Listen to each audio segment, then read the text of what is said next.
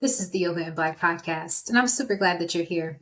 What this show is all about is showcasing Black yoga and wellness professionals from around the world in an attempt to increase more representation in the yoga space and the wellness space. I'm Tierney. I too am a yoga instructor, and I felt a need to not only give you a list of different yoga instructors, but let you get to know them on a more personal basis. So not only is this a chance for me to get to know my peers, this is for you to potentially find your next yoga teacher. So I hope you enjoy the show. Thank you so much for being here, and I will see you in a little bit. Bye.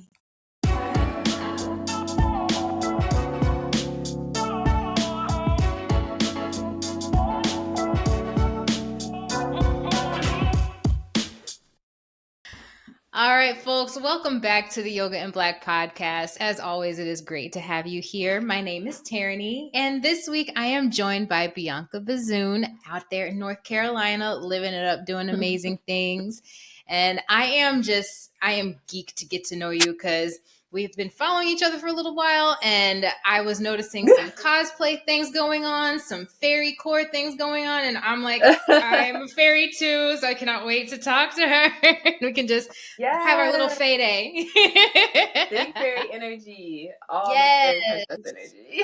Exactly. So I'm going to shut up because I like for you guys to be able to talk a little bit more about yourselves and your own perspective. So go ahead and tell us a little bit more about yourselves, Bianqa. Okay. Yourselves. Hold on. Well, hi, I'm Bianqa. I love yoga. I love teaching yoga. And I love taking yoga at the studio. I also have a lot of other different interests that I blend into my yoga practice. So when I first started teaching, I was real, okay, I'm gonna just do like a regular weekly studio class. And then I realized that wasn't really serving me or my people, you know? So I was like, how can I change this? And then how could I make my classes and the events that I do feel more like me? So a big push this past year has been me doing like different kinds of events that are like combine all my interests. So yeah, you mentioned cosplay yoga. I've been doing cosplay since like high school. I've been into anime since like since before it was cool. And I had the idea one day that I was like, why not do yoga in cosplay? Because hell yeah, it sounds fun as fuck. It's hella fun. Oh, can I say that? No, okay. Like say whatever you want. I have the worst mouth. I have the worst mouth.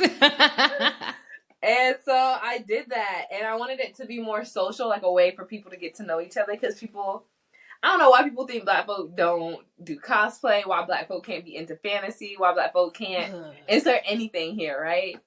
Everything. So yeah, so I was like, I'm gonna do that. So I put together this event called yoga cosplay / costume party, and I did it around Halloween last year. It's gonna be coming up. I'm gonna do it again around Halloween this year. I'm also gonna do another one in May around Ann Amazement time. If you guys are in North Carolina, keep your peepers peeped. Okay, those are my ears, but you know what I'm saying. And it'll be really fun. We're gonna hang out. We're all gonna dress up or not, you know, whatever makes you feel comfortable. We come, we do yoga, and then after the DJ turns up the music and we just like kick it. Oh, that sounds like so much fun. Yeah, because I get carried away when it's Halloween time, and I'm like, yeah, I gotta find my yoga friendly costumes because I need to do it. There was one year I committed to 7 days of Halloween and had a different costume every day because I was teaching full time. Yeah. So I had a class every day. So I'm like, all right, I'm going in costume every day. So I love best that. costume wins the contest for whatever because I was at a studio. So I'm like, all right, cool. It was so much fun. So tiring. I bet. But no, I think that is an amazing concept. And so I love creative classes like that where you can blend the things that you're interested in with the practice itself and make yourself feel more comfortable in the space. Right. Sometimes I'm more comfortable in a costume. Right. Sometimes I feel so much better having some wings attached to my What's going to help you get into your skin, get more into your body. Exactly. And I think that maybe that ties into the yoga apparel world. People feel more comfortable and confident in themselves based on what they've cloaked themselves in. Ooh, did I just connect some? Ooh, I think you might have. I think you might be onto something there. Because Interesting. really, even when you're putting on a little yoga cute 2-piece set, it's like Exactly. a You feel costume in a way. empowered. Yes. Yeah. Look it. Okay, the Yeah. connections. I like it. I can't wait to see so much more about it. If I didn't have so much already going on in my life, I totally would try to make it, but I'm definitely going to be waiting for all of the posts to see all the awesome costumes. Yeah, it's gonna be exciting. And then what else did you mention? Oh, you mentioned fairy core stuff. So personally, I feel like I'm a fairy, subtly that's like my alter ego, I think. Same. So I do a lot of stuff. So this year I want to do like some other kind of like I'm branching out, doing some other kinds of events. So I'm be on the lookout. I'm gonna have like a little garden party. I did one with just me and my friends before, and we all had a really good time. I mean, who doesn't want to sip tea in the garden, like while you're dressed up pretty, wearing like beautiful little tiaras and things? Thank you. I want to be a So fairy princess sometimes. I All feel like different we types need of that, fairy princess. Whatever my mood is, I'm still a fairy, but whatever that mood is, works for that right? day. Exactly. Exactly. Sometimes I'm a gothic fairy. You never know. Oh, that's dope. I love that. There's so many different ways to express yourself, and I feel like Yes. I want to create space for that, and like to do that in like a holistic, healthy way, but like also be still cool. Like I'm still down. Like Thank you know what you. I mean? Yes. Yes. Like Normalize these things for us because it's already normal for so many of us. Let's have everybody exactly. else see it. Put it in the forefront. I love this. Oh my gosh. I'm so excited for you. I'm so excited for you. Yeah. I'm excited for warmer weather because it's been cold here in North Carolina. I need to get out to Look. Texas because let me tell you, it's been brisk. Don't come in August. Don't come in August and July. I heard it. I did hear it's like 100 degrees in. I got It's an auntie who hot. stay outside of And Houston. it'll stay hot for a while too. Like maybe October is when it'll start to calm Oh down. wow! Yeah, I thought North maybe. Carolina was warm, but no, that's. It's look, we reached a was it a record high day? I can't even remember, but it was still What like mid-February and like almost 90 degrees outside. in February? In February. Just a random day. And I'm looking at my thermostat thing like that can't be right. And I was wondering why it was so hot upstairs because I have a 2 level. I'm like, why is it so That's hot up here? I don't and you have the know heat how air on. travels up. So Exactly. It's like I don't have the heat on. Why am I sweating? I'm like, it's hot. Oh my dragon's breath god. out the door, like Look, well, I'm originally from Iowa, so it's a big change from that because they're still Iowa. battling a lot of cold. Yeah. I think you might be the first. I'm not gonna say black person, but just person I've met from Iowa. Really? Iowa. That's like cornfields. Yeah. That's like Mm-hmm. what's in Iowa? Nothing. Okay, I'm not gonna talk that that makes down sense. on it. But yeah, you drive through Iowa, it's a lot of cornfields, a lot of soy. And you'll know when you run into a hog farm, you can smell Oh man, it. they can keep all that. They can keep. Yeah, I yeah. I really do like the warmer weather. I feel like it must be the island girl in me. Like I like a good 70 to 80-ish Thank you. degrees. Thank Like you. I want it to be What's warm enough that I can spontaneously jump in the water at any point because I feel like that it. part? Yeah, mine is Mhm. I want it to be warm enough where limited clothing is optional. Right. Yeah, Okay, like see, I knew I we would like to be vibe a little bit like because on the I want some skin out because right. it's too much. I like the way you frame that minimal clothing because listen, I feel like the skin we're in is the most comfortable thing I could ever wear. Thank So you. find me barefoot somewhere, preferably in just shorts and a tank top, maybe a little crop top situation. I have more crop tops in my closet than full shirts. And if it's a full shirt, I'm probably going to turn it into a crop top. Right. A Like little snip snip. the Cut scissors the are my bottom, cut the yes. collar. Damn. Exactly. Like you know what? This is cute. It'd be cuter in half. It would um, though. Why is everything like that? Just make it shorter by an inch. Bam. Thank you. and I don't necessarily abide by, what is that, fashion age rules. I'll be 38 next month. I don't give a damn. I'm still gonna wear my crop tops until I Okay. am like well into my old Forever. age. I don't Like, believe in policing what people wear, period. First of all, you should wear thank what you. you love to wear and what's going to make you smile, what brings me joy today. And maybe today it's like an all black fit. Maybe it's a poofy, colorful dress, you know, either or. I got everything in my closet. Everything in my closet. Majority of it may be black, but I do have a rainbow fairy princess dress that I love to wear. Sounds like you I need also to come have this. to our next garden party. I know. I'm like, I got to plan this now because, black girls and garden parties. Yes. Yes. Absolutely. Take I'll bring flight. all my tea. Come on.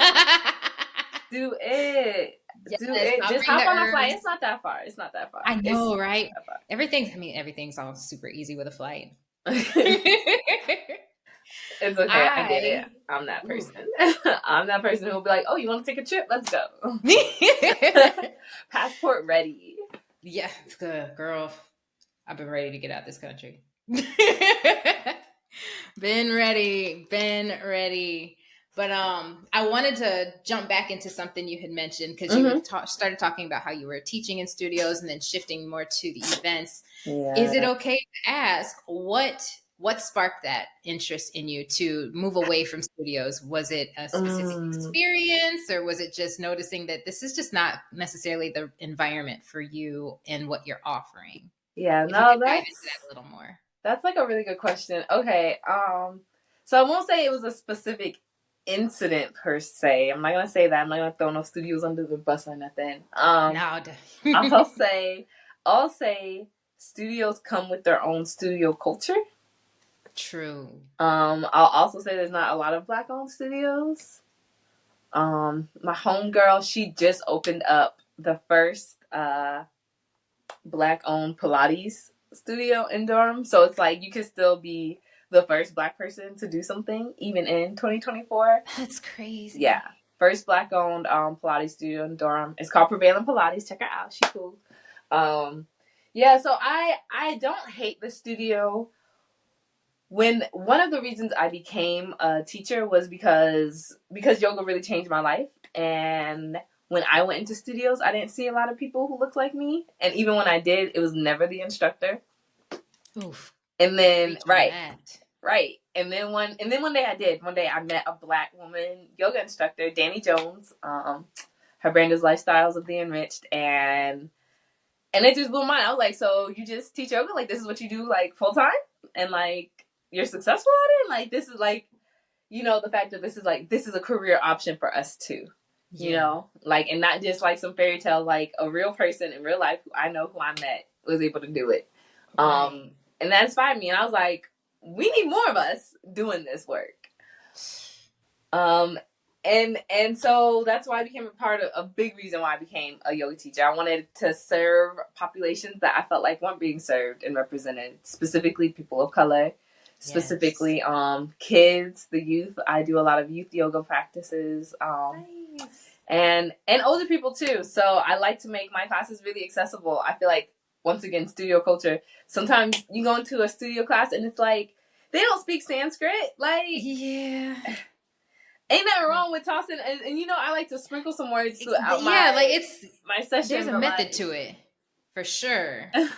Like, you definitely can sprinkle them in, or at least Sanskrit word, English word, word, English word in the same sentence, so that folks know, oh, okay, that's what that means. Exactly. Yeah, that's because I've been to one of them studios that was all Sanskrit, and I'm like, I'm following along well enough. And this is before I was, had done my YTT, so I didn't know the words exactly. I was just kind of doing my self-study at that point. Right. And then once I started learning the words more, I'm like, oh, yeah, that's where that discomfort was coming from. It was like walking into a place where everyone speaks a language that you don't. Right. It's ostracizing, and it makes you feel uncomfortable, like you're already behind, you know? So I was like, I want to have a different kind of class. And you can come to my class. Most of my classes are beginner friendly, all level friendly. And I have everyone from like regular like 18, 20 something college kids to like I have 50-year-olds who come take my classes. And the goal is to make a sequence and a class and a session that's gonna feel good for everybody. That's my goal anyway. When you leave my classes, you're gonna feel good. I don't know about everybody else's, but when you come to my classes, you're gonna be like people, because like that's probably one of the most things that people tell me after, like, wow, I didn't think I could do this, or like, wow, I didn't think I could do as much as I did.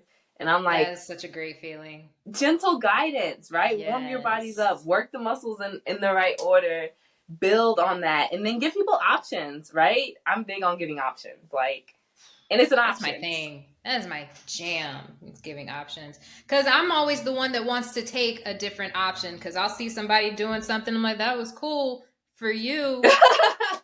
For you, what else you got for me? Because I'm not doing that. It's like that's not feeling good in my body right now. What else you guys? I love teaching to a bunch of options. Yeah. And I feel the same way too some days, because listen, it might be one of my moon days and I'm like, the way I cannot touch my toes today. So yeah, I'm gonna bend my knees as much as I need to. And like, it's not even like a good thing, a bad thing, a flexible thing. Where are you today? How does your body feel today? Maybe your hamstrings are just tight today. Maybe your shoulders are extra tense today. And it's okay to modify your practice or the poses to like suit wherever you are. And that's what I want people to do. I want people to melt into their bodies, get connected, feel it, you know? And your shoulders feel tight, that's okay. You don't have to your moves don't have to look like my moves. Mm-mm. Our breath isn't the same. Our bodies aren't the same. You should like honor that. Like go with that. I tell people, like, what feels most good? Do that. Thank you. Because that's one of the things that I love most about the practice of yoga is the awareness it builds to yourself. And that's across all aspects, mind, body, and spirit. Right. And for so long, I didn't realize how disconnected I was from my body. And it wasn't until I got into, practicing yoga and asana more, I realized I'm like, I had no idea what I was capable of or what I was feeling or what I was storing in certain places. And doing the postures made me realize like, oh shit, that's who I am. And I love when folks are able to get that same experience by, exploring, well, I don't like that. It looks cool. I don't like doing that. This is what my body feels good doing. And now I've learned a little bit of something about myself. Like, hell yeah, that's what that's about. Keep going. Right. Like, shit, I love that. I love being a teacher and watching my students progress throughout the class and seeing them because it's like you can see them like getting more comfortable and like finding their own flow. I'd be like, yes, go off and do your own thing. You ain't gotta follow me. Yes. And I also love seeing them becoming more unbothered. Yeah. When they come in and I'm like, did you have a tough day? It's like, I guess I didn't really notice. I'm like, hell yeah, that's what this is about. Don't let that shit bring you down. Come to class, learn how to talk back to yourself, and then you take it with you. Yes. Yeah. I feel like that's everything. It's like, and especially seeing, like, I teach everyone, but especially when I teach us, if I can say that. This is yoga in black, of course. Right. It's about us. So there's something so special about just seeing like Black bodies at rest. Yes. And we don't get that a lot. And the second catalyst that really made me not just be like, oh, I want to kind of teach classes, but made me be like, no, I need to share this with the world, and the world needs me and people like me to share this, is I had an older Black woman come up to me after one of my classes, and she's like, I've been doing yoga a long time. I was like, okay, cool, awesome, right? And she was like, never before have I been able to relax in Savasana like I did today. And I was like, oh, wow, like, like what was the difference? What made it change? And remember, this is an older Black woman. And she was like, I never realized it, but she was like, I was never able to fully rest to the sound of a white voice.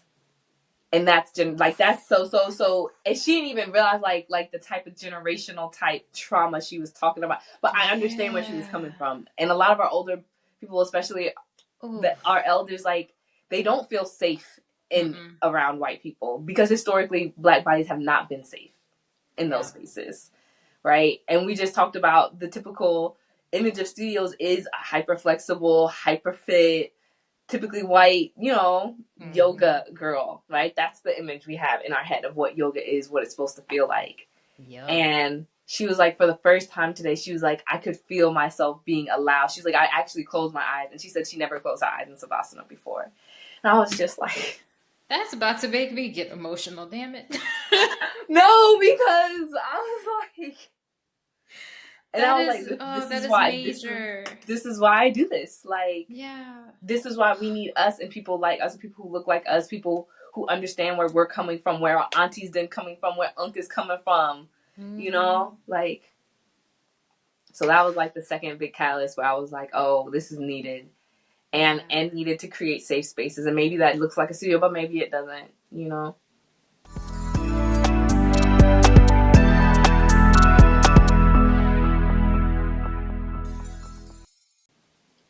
Yeah, I think like studios serve their purpose. They definitely do. And I'm kind of on that same path as you, is kind of trying to carve my own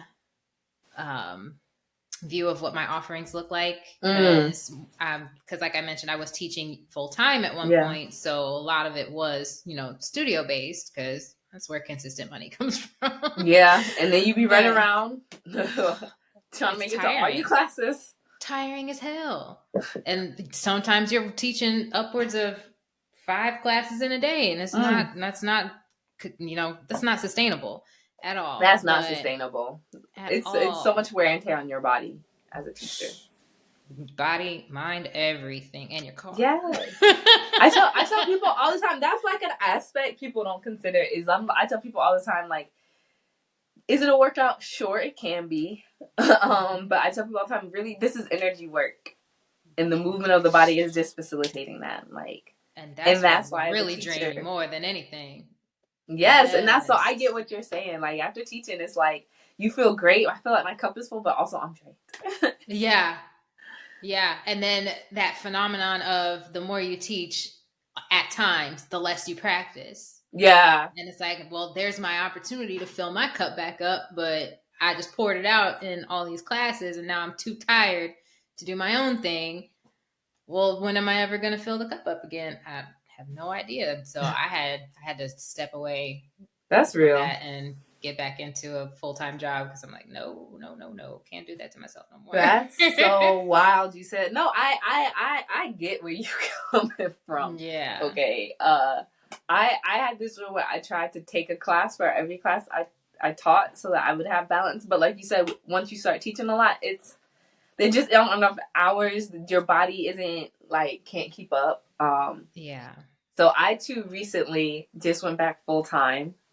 So I'm back in my career. So what do you do then? Can I ask? No, you can totally ask. I actually love what I do. I'm a marketing manager for this amazing local nonprofit in Cary. It's called Corral Riding Academy. And they use equine assistant therapy and academic tutoring, life skills training to help young girls in really high risk situations. So a lot of the girls are of color, but that's not necessarily the only thing they consider. Isn't just their ethnicity or their economic situation. Yeah. So we help girls and we hope to catch them. It's not like a quick fix. We work with the same girls every year basically until hopefully they graduate high school. And just help try to give them. One of the things I really love is they're we're not doing it for them. We're not helping them. We're giving them tools because they can change their own lives. And I'm I like that. Absolutely. I love that it's a program that they can stay with and build that consistency, because I see that often with some program, outreach programs, where they're like, all right, this year, this is this group. And then this year, this is the next group. Yeah. It's no, keep coming back. We're going to stick with you as long as you stick with us. And that's how real change can be affected. I love that. Right. Plus, I Real love horses relationship too. building. Oh, yeah, they're really cute. oh my gosh, that's exciting work. Yeah. You got all the fulfillment going on right So that's now. what I do in my full time. Well, when I used to work marketing before I left the corporate world. Well, I was in the corporate world. So I'll say it's night and day. So when I was thinking about going back to full time work, I'm like, Lord, I need a good check. But also I was like, but also I wanted to do good work that like you said was fulfilling and like made me proud and like to go to work, and I don't want to dread getting up and going into the office. Like, I ain't trying to be nobody's slave. Slave to nothing. Thank you. So. Thank you. It's like bad enough it's damn near close to what you could consider slavery with the way that inflation's going right now. And right. Pay has not gone up yet. It's like, look, y'all bordering real close to looking like something that you never want to talk about. Okay. All right. Okay. I'm watching you. You watching me. Especially because inflation rates is like everything's so much more expensive. I'm like, okay, so where's the inflation on my check though? Thank you. And you know what I'm finding on my check? Thank you. Because I'm finding it's hard to figure out what to do with that type of stuff, even in the yoga space too, because part of making yoga more accessible is talking about pricing. Yep. And especially for those of us that are trying to work with underserved communities, it's like, okay, so how can we do this in a way where it's still something attainable for everyone, but not draining my pockets too, because none of these prices are ever going to go down anymore. And right. I don't ever feel right charging, exorbitant amounts of money for a practice that we need. Right. It's like, I would love to just teach yoga for free to everyone in the world every day. But it's hard. And then you start thinking about like the ethics of yoga and everything. And it's like, shit, how am I going to balance all this out? And once you figure it out, then everything starts skyrocketing again. I'm like, society, capitalism and yoga, they don't always mix. They don't. Actually, I don't think they were ever intended. They were never intended to mix. Yoga predates capitalism anyway. It's not. I tell people nobody goes into yoga to make money. Like, thank you. And like, if you are making money off of yoga, I am so proud of you, and I am cheering you on because hell yes, you cracked. I want that for all of us. Now, there's definitely a method to it, and there's a lot of persistence and a lot of failing that has to happen before you get to the point where it's more consistent, more lucrative. Right. But it can take a while. Yeah. And not everybody has that type of time. Yeah. Yeah, no, that's real. I feel like I've gotten to a better point, but I also had to switch up what I was doing because the weekly studio class where they only want to pay you $20, $25 as a teacher, like that's, you can teach 10 classes and not even make $500. Thank you. And that's just that's where outrageous. That burnout comes from. Yep. And that's outrageous. And now you're over here teaching 20 classes at 3 different studios. And where, what do you have to show for it? I mean, It's fulfilling, you're offering services, but exactly. If you starving yourself, that's not healthy either. Ooh, definitely not. I needs my food. Okay. No, so I completely feel you on shifting from more of a studio offering thing to an events thing, because I've been working on trying to implement some of my own things too. It's going slow. I'm trying to figure out how to balance it between this and the things that I want to offer. I just did a trial run of a workshop series that I've been wanting to offer virtually. So it went well. So I'm like, okay, here's what went well. Here's what didn't. And now how can you build it into something that's sustainable for you and still, kind of fills that, I don't want to call it a void, but okay, scratches the itch of I miss teaching because I didn't, I got the job and stopped teaching almost cold turkey. So I'm like, but I miss everybody and I want to teach some more. and I mean, that's that balance. When I first started my job, my yoga business took a hit for sure. Yeah. And there's an adjustment period. And once I got a little more comfortable, I'm like, okay, I can slowly add things in. But obviously, I can't teach and offer like I once did when I was doing yoga full time. And that's all I was doing. I'm curious to see. So I've been thinking about. So I haven't been virtual since the pandemic. Once we came back in person, I was like, I missed you. But to reach more people and to like better manage my capacity, I've been thinking about maybe having some more virtual offerings again. Tell me what that's been like for you. Yeah, and all of what you just said was a big reason why I chose to go that route, because it was much more accessible for me as the instructor. Like, yeah, I'm here in Dallas and could definitely, gather a bunch of people in a physical space to do this. But the vision I had, I'm like, this is something that I'm wanting to do, on a consistent basis. So this last series that I offered was twice a week. So Wednesday mornings, Sunday mornings, we would meet together and do our little workshop-y class. And I'm like, are people going to want to commit to that in person for 6 weeks? Probably not. So that seems like it's something more along the lines of an online offering where if they can tune in when it's, live, tune in when it's live, but I also recorded it. So if you needed to watch it and do it on your own time, you absolutely could. So it was mostly just an accessibility thing for me. Where I'm like, I want it to be something where people can let it fit into their lives when they need it to. Because one of them classes was at like 6:30 in the morning. No matter what their schedule's like, one of the classes was gonna fit. Exactly. So like you can still participate even if you're not able to tune in live. I don't want anybody to feel like they're left behind or anything like that. You can still do it. But I definitely missed that virtual space because I like the space I've created for myself to teach my virtual offerings, even though I've kind of moved a couple times since the last time I taught virtually. But I like being able to create a space that I can invite people into on a virtual aspect, and whatever their space may look like, that's whatever it is. But at least the one you're looking at is one that I can just invite you into. Yeah. But yeah, it was so much easier, and being able to curate your space. Yeah. And then it's easier to like you don't have to commute or anything. Right? That part. You can carry all this equipment here and there and blah blah blah. And I'm not saying that's not something I don't want to do, but because I definitely do. Absolutely do. Like now that the weather's better, I'm like, okay, what parks we got? Because I'm ready to do this again.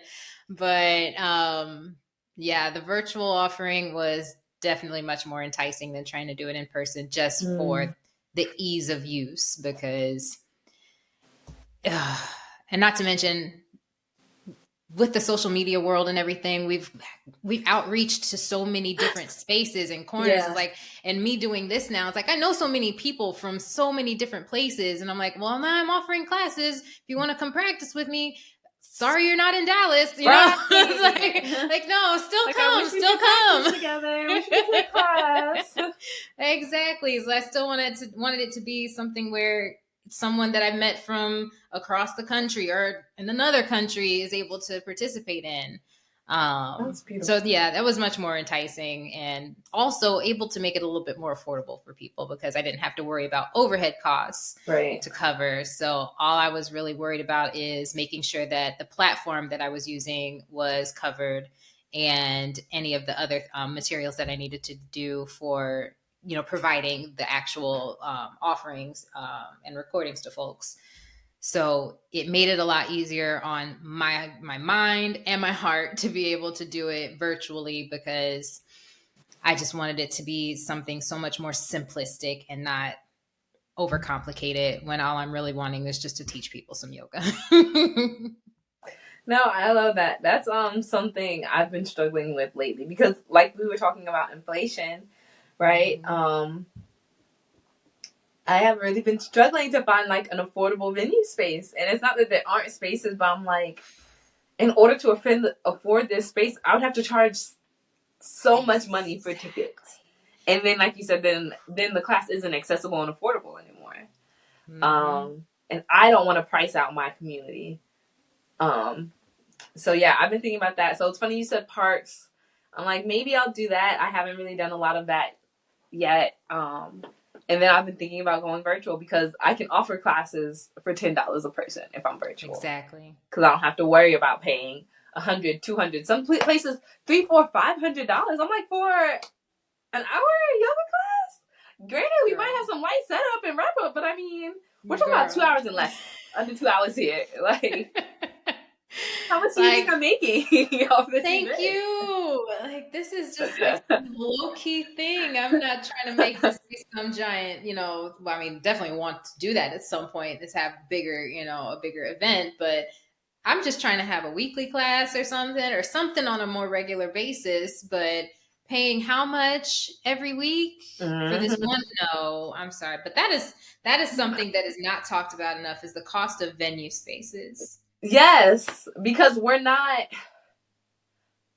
and then especially for yoga classes, because the other thing I run into a lot is they'll be like, oh, this venue space can fit 300 people. Yeah, if they're just standing there, but I need a 6x3 space per person. So it's not really 300 people for my event. That our max capacity is like a third of that, maybe even a fourth of that. Like, and nobody talks about that, and they want to charge you like you're having, I don't know, a New Year's Eve party or something, and I'm like, I'm not selling $100 tickets here. I'm not selling 200 tickets, and they're not gonna be $50 each. It's like, yeah, I feel like I wish there were more. And I can't really speak for all programs because obviously I don't know what all programs offer. But as far as like a YTT is concerned, teaching about the business of yoga, I think is so important, because so many folks come into their YTT with the intent of, I'm going to make this my job, my career, or something of that sort. And they have great knowledge of yoga and its history, philosophy, how to lead and guide and sequence a class, but how to make and keep your money and the things that you're going to encounter, how to properly file your taxes, what some of these overhead costs are going to look like, exactly how are you going to make sure that you have insurance and all of these things. And it's disheartening to see so many people with this this dream, and they go for it and then end up disappointed. And because I'll say this, I'm going to say this for full disclaimer, I'm not disappointed with my journey as a full-time yoga instructor. I feel like I'm happy with what happened, because I was doing it for 3 years through a pandemic. I'm damn proud. I'm damn proud of what I was able to accomplish and not end up in the tank somewhere. Right. But it's still one of those things where it's like, there were hard ass days, and it could have been avoided if I had known so many more things than what I kind of already had some base knowledge on. Just because I have, some entrepreneurs in my family, so they were able to tell me, certain things, so be prepared for. I'm like, makes sense. Like, thank you, but would have never known that. But they didn't tell you, like, your training didn't tell you that information. No one teaches you how to build like a sustainable business. They just teach you how to teach yoga. And I agree that building a business part is so important. Like creating your contracts, your insurance. Negotiating with venues and stuff like that. That part, negotiating your contracts with certain like privatized things, because like corporate yoga is a big thing. Like, get it in writing. Yourself to that, like, exactly. Like, there's a lot to it, because people will try to take advantage of you because of the fact that you are a yoga instructor, and they think that you're all love and light. Like, no, I'm very like that's what you're really mistaken on, because just because I'm doing yoga doesn't mean it's all love and light. You forget that the practice of yoga is opening up you to your shadows and your darkness. So trust I'm more of a realist than a love and light kind of a person. Like, I'm not the number of offers I get of people being like wanting you to teach for free, or be like, oh, I'll just pay you $20. It's just a yoga class. Like, no. Like, I had to drive here. I had to prepare a class. I had to curate, the energy and vibe that you are wanting for this whole thing, and physically assisting people and then also getting back home. Right. Where's the And don't forget to compensation for feed that? yourself, because you gotta have energy to teach. Gotta have the energy to teach. Goodness gracious. And what if there's not enough? If you're not supplying the equipment, am I supposed to? Like, because what if there's someone that doesn't have a mat? And they would prefer a mat rather than, just practicing on the floor, the grass, whatever it is. Like, all of these things, blocks, straps, bolsters, like, do you have all these things? And all of those things cost money if you're going to be the one supplying them to all of the places that you're going to go teach. It adds up quickly. Oh, girl. Ugh. Quickly. But I still wouldn't trade it. No, I don't regret being a teacher for nothing in the world. And I still want to eventually transition back to doing yoga full time once it becomes sustainable. Exactly. For the lifestyle I want, let's say. So I can still buy my pretty dresses. Thank you, right? And delicious foods. And sip amazing teas, Thank you. That's what I'm talking about, because it's doable. It's possible. You just got to make sure you have a right plan and a backup plan.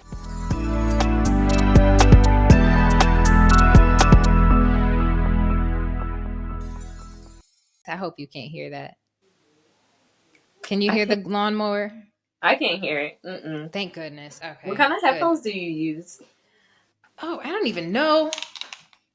Okay, yeah, because I can't hear it at all. Yeah. I got these from another yoga teacher friend who was gonna start her own podcast, but she was like, you know what, that's not my calling. And I'm like, I've been thinking. So I went ahead and bought it off of her. Love that. Each one share like, exactly. Listen, I'm so for us helping each other. Like, fuck that competition shit. Like, it's hard enough out here. I just want to hug you so bad, Renton, and I'm so glad you said that, because that can happen. Because that's still that scarcity mindset that does occur, and I'm never going to fault anybody for it, because that's kind of the society that we live in, is to capitalism. Thank you. But there's opportunity out here for all of us, because each of us does something so uniquely different. Different. And that's exactly like, it's enough. Like, probably one of the biggest things for me recently has been like you said, it's a mindset shift. Deciding to walk in abundance, because it's enough money out here for everybody. Like, we can all eat. You don't gotta steal food off my plate. Like, I ain't gotta take water out your cup. Like, no, that's exactly what I'm all about. Because, and the big reason why this exists is that diversity that is even within us as a Black community. Mm-hmm. Like, just because you met a Black yoga teacher doesn't mean you met all Black yoga teachers. Right. Each one of us does things so vastly different from each other that it benefits you to know and experience everything that you can. Get in there, take the classes from everybody. And as far as us as teachers are concerned, we don't own our students. They are here to experience us and then keep going. Because my whole thing is, yes, I would love to, make sure that, there's some type of a dedicated following. Mm-hmm. But my goal is, all right, I'm going to teach you to a point where you are now able to lead yourself. Right. And do your own thing, where you don't need an instructor anymore, but you're able to do what you need to do. So I'm like, that again, see, and that's me like practicing non-attachment. I'm not trying to grasp on that, like, I'm not going to let, grasp onto you. Go do your thing. And if I've taught you all that I can teach you and you want to learn from somebody else, go do that. Absolutely. If you want to come back and visit, come back and visit. I'm still here. Like, I ain't going nowhere. Thank you. Okay. And if I am, I'm still reachable. But that's so real, because I think that goes back to the point of, like, nobody goes into yoga to make money, right? Mm-hmm. Because what you just said is teaching a man to fish instead of just selling him fish. Because selling him fish would make you lots of money. Make him come buy a fish from you every day. But that's not why we teach yoga, right? We want to, like, I want people to get so good they can, like, wake up in the morning and, yeah, lead themselves to their own little self practice. So that's something big I've been working on. I'm gonna be launching my YouTube here. I just started recording. That was really tough for me because, like, that's why this was kind of, because I do not like hearing myself on camera. Like, in person is one thing, live one thing. Having to, like, see and watch and, like, hear myself, like, that's what I sound like. It's a lot to reconcile, and at some point you start to become more comfortable with it, because I still have my moments where I'm like, girl, what was that? and having these headphones on too, like, I can hear myself very clearly, and I'm like, that's what I sound like. Oh, and y'all want to listen to that? No, I that's why I was, like, making sure you could hear me in the beginning, because I did not want to put headphones on for that exact reason. I was like, I'm not gonna make it through if I have to listen to myself in my own. Yeah, it's a lot to get used to, but yeah, you're gonna have fun with the YouTube thing. Yeah, I'm gonna be working with people, because I thought it's really hard for me. Like, that's not, look, we all got gifts, okay? We all got gifts. The video editing, that's not my gift. That's not my gift, and that's okay. It's an acquired taste for sure. But yeah, I'm gonna try to have some little mini videos out there. I'm gonna do, like, a little good morning, like, wake up, good morning flow, and, like, a little good evening, little savasana wind down. So I'm hoping that'll be, like, a really great resource for people to be able to do their own practice at home. Cause yeah, be empowered, boo. I ain't trying to take money out your pocket. I ain't trying to steal food out your baby's mouth. Like, I just want you to get this healing. I just want you to breathe a little, baby. Just breathe, baby. Thank you.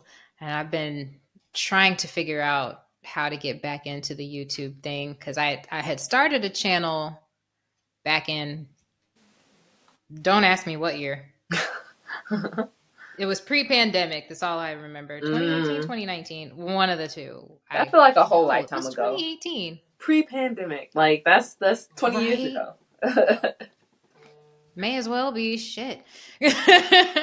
But it was very... Yeah. Oh my goodness. Yeah, that channel was very random. I didn't know what I was doing with it. Didn't have any direction on it. And at one point I'm like, okay, I could do yoga content. I was just overthinking it so much.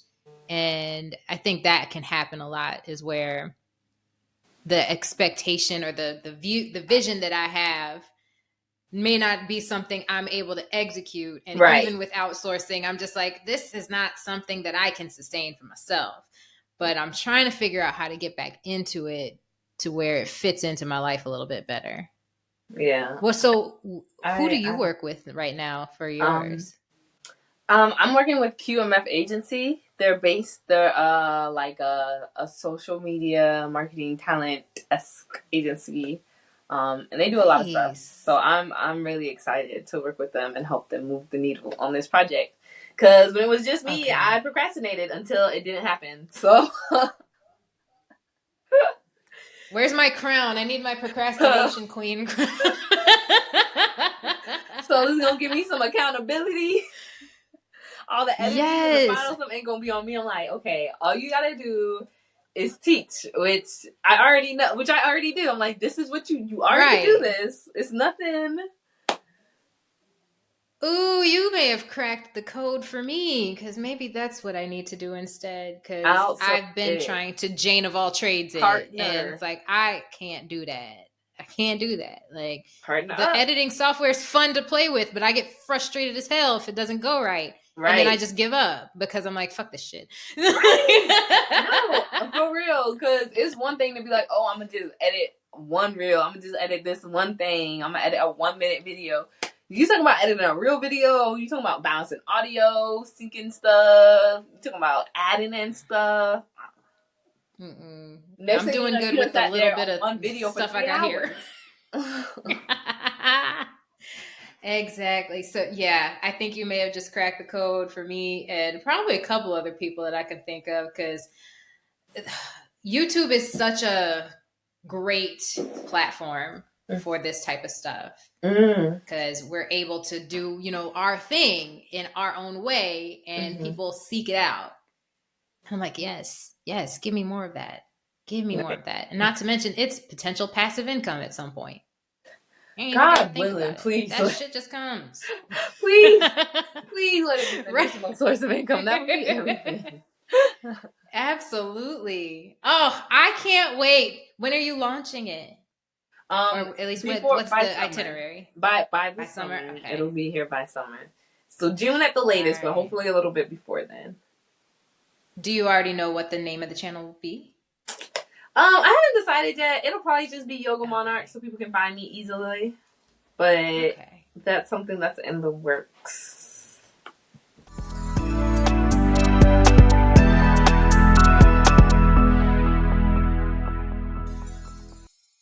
Ooh, we still have time. Tell me about the origination of Yoga Monarch. What was the idea behind that? Okay, so this is a good question. So part of it is, okay, I don't know if you can see, it's a little butterfly right here, but yeah, I had a feeling that was a little butterfly. It's a little butterfly right here. And so I feel like for me, when I thought about my life, what led me here, I say all the time, yoga saved my life. And I'm always telling people, like, this thing, life here is a journey. And I think the butterfly really symbolizes that. So monarch for monarch butterflies. And I feel like we're constantly evolving. And I think it's easy to look at the butterfly and think it's beautiful. And I want people to begin and start loving themselves at every stage in the journey. And also recognize that sometimes you got to go back in your cocoon and come out again. And that's okay. That's okay. Oh my gosh. That's a perfect metaphor. Yeah. And then it has a subtle dual meaning, monarch, like, royalty, because while I tell people all the time, I'm not exclusive, but I'm highly inclusive. Like, I'm for us. Absolutely. I'm gonna just say, I'm for us. I'm for us. I love Black people. I love being Black. I feel like there's no one way to be Black. I feel like we deserve to take up space and we deserve healing and peace and we rest. Deserve everything. We deserve everything, just like everyone else does. So, Monarch came from this idea of, like, I was talking to some of my friends about just the way we talk to each other. And talk to each other like we got some sense. Like, I say I'm a fairy princess, and that's okay, and I believe that. Like, we're royalty. Like, I don't, like, talk to me like a king because you are one. Talk to me like a queen because I think you are one. So this idea of royalty and, like, a reclaiming of our birthright, of who we are, of our dignity, of our pride, of ourselves, of us being fully aware and confident and in our own bodies and, like, walking through the world with our head held high. So yeah, most of the time I only tell people about the one meaning because that's the truth of it, the basis of it, the foundation. Is just loving ourselves through every journey. Also recognizing that wherever you are, whether you're a caterpillar phase, cocoon phase, butterfly phase, it's all beautiful and it's all like you're still like progressing forward. You're still working towards something. But yeah, felt like we was here, so I was like, I could tell you about all the little means and stuff. So yeah, when you come to my events, no, you walking in and you're gonna be treated like royalty. Like, that's the feeling I want people to get. I love it. I love a good double meaning. That's clever as hell. I like that. I like that a lot. Thank you. Oh my goodness. I can't believe we've already been talking as long as we have. Time it passed quick. I was like worried it was gonna. I was like, what am I gonna talk about for an hour? It happens to me every single time, and I will look at the clock and be like, "Damn! All right." Like, oh, that's time. That was exactly. Fast. But I have a tradition here where I want you guys to be able to impart even more wisdom to those that are either aspiring to be instructors or aspiring to start the practice. Okay. So I ask everyone what advice you would give to someone that is wanting to embark on their yoga journey from the beginning. Ooh. Okay, what advice? Take class often with different teachers. Because that's how you'll discover, like, just what you like. There's a lot of different styles and limbs and things of yoga. Yes. And above all else, I don't care how much you like your teacher, how great her class is, or his class, or their class, or whoever, practice by yourself. There's something about sitting in silence. There's something about holding space with just yourself and being able to adjust your flow, slow down, just hold a pose longer, do whatever. Yeah. Maybe you don't want movement today and you just,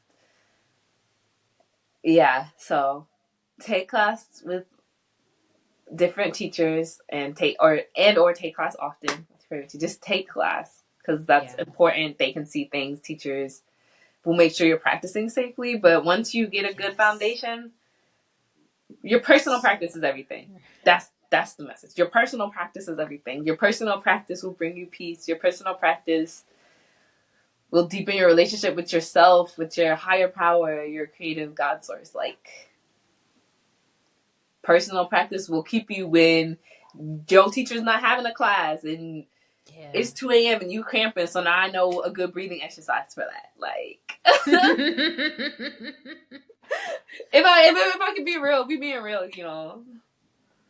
That's all we ever ask. That's great advice though, because it's true. It's very true. Like, find what works for you, and then once you do, keep going with it, whether it's taking all those classes or doing it on your own. And like, practicing on your own does really deepen so much of like that understanding of what the practice is all about. Like, classes are amazing. But when I practice by myself, oh my goodness, I finally get to talk to me and like, girl, how you doing? We've been struggling with this a little bit. Maybe we could take it a little easy today or something along those lines. Or like, I'm feeling a little energized. Let's do something a little bit more energized. I can actually like do what I want in that moment rather than what the class wants. Right. You know? I tell people, your personal practice is so personal, right? Yes. Like, I tell people all the time, like, my personal practice looks nothing like me teaching class because it's not for y'all, it's for me. When I tell people, I'm like, I practice mostly restorative yoga at home. Yeah. That's about it. And they're like, what? I'm like, I know. I teach a lot of vinyasa. I know. But I don't necessarily practice that. Yeah. Nothing wrong with that. There's a second part to that question. So essentially the same thing, but what advice would you give to... Oh my goodness. Hold on. That's my dog. My little sister's dog. Goodness. Jasper. Okay. He wants to say, come on. You want to say hi? Come up here. We get to get a cameo. Come here, Jay. You want a cameo? Y'all want to meet my dog?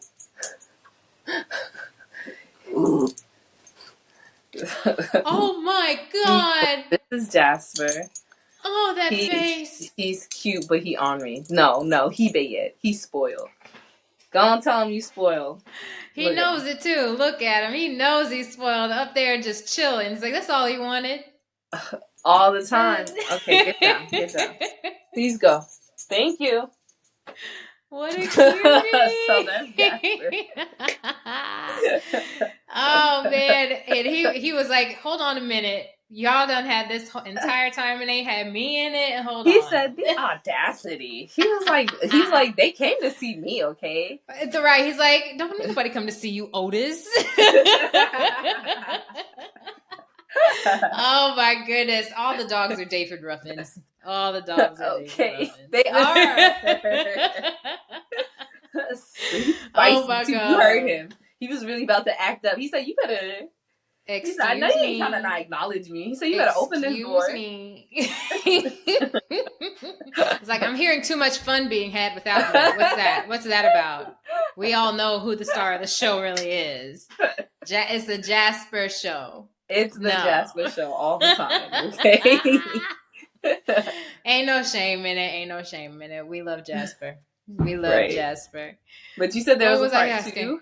Yes, I was like, hold on a second, because I got enough ADHD to derail my own brain. Yes. So what advice would you give to folks that have been practicing for a while that are now wanting to become teachers of yoga? Ooh.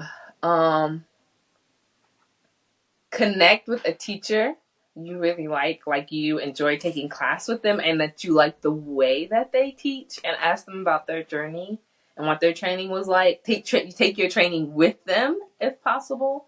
Yeah.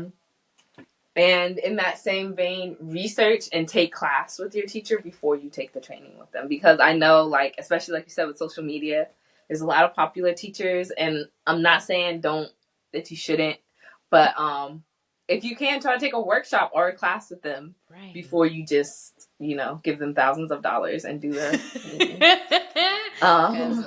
heavy on the thousands. Heavy on the thousands. Y'all, thousands of dollars. And that's just for the course. Like, don't let it be somewhere in Bali, in Costa Rica, somewhere. Like, look, you got room and flights, like food, right? Travel insurance, yeah, all of that. Yes, definitely. I would say take class with the teacher before your training, and then to speak to what we said before, if you're just doing it to deepen your practice as a person, cool. If you're doing it to become a yoga teacher, make sure your training does have a strong business component, because most of them don't, or they just do like one little lesson, like one lesson of one module. Like, no, I feel like that needs to be its own whole module, its own whole week. Like, agreed.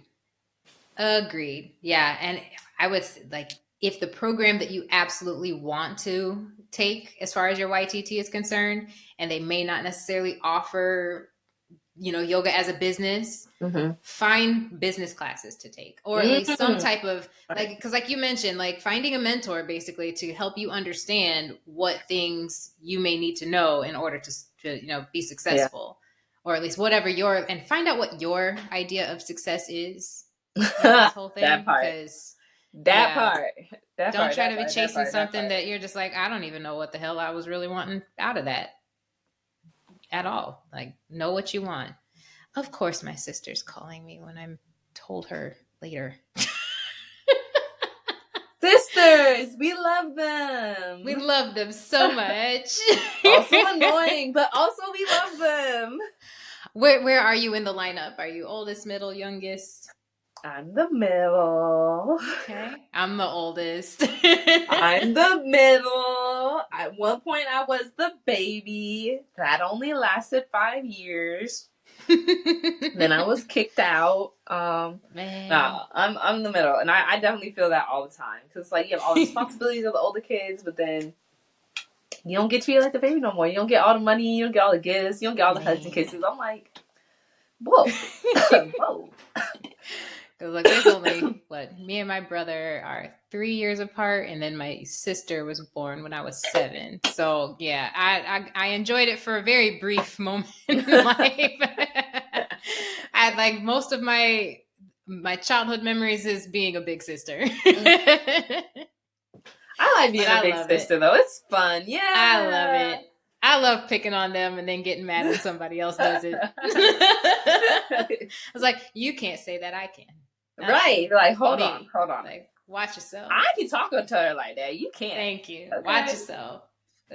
Don't be talking about my family, okay? Right. Like, you ain't had the what is it, the pound of flesh put in. You ain't right. You have no skin in this game. No. You don't know. Blood is gone, but real thick around here, okay?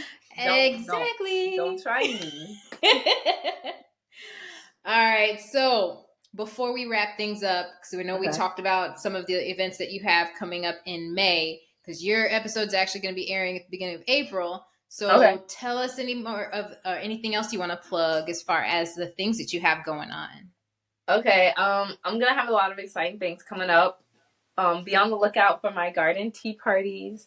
If you want to, get cute things and sip tea and meditate and like frolic barefoot in the gardens and grass and things, come hang out with me. I also have a couple series, like sunset yoga series, that I'll be doing on the rooftop. I also will have a couple interesting yoga experiences, like my cosplay yoga is coming up, as well as cosplay yoga, garden parties. I have soul yoga classes with official soul yoga. I also have I have a new project I'm starting. Oh, your thing is so cool. I have a new project I'm starting because of the work that I do. I've had a chance to connect with this community of essentially like Black equestrians, and we in this space too, bitch. Okay. Hell yeah. We was low key the original cowboys and cowgirls.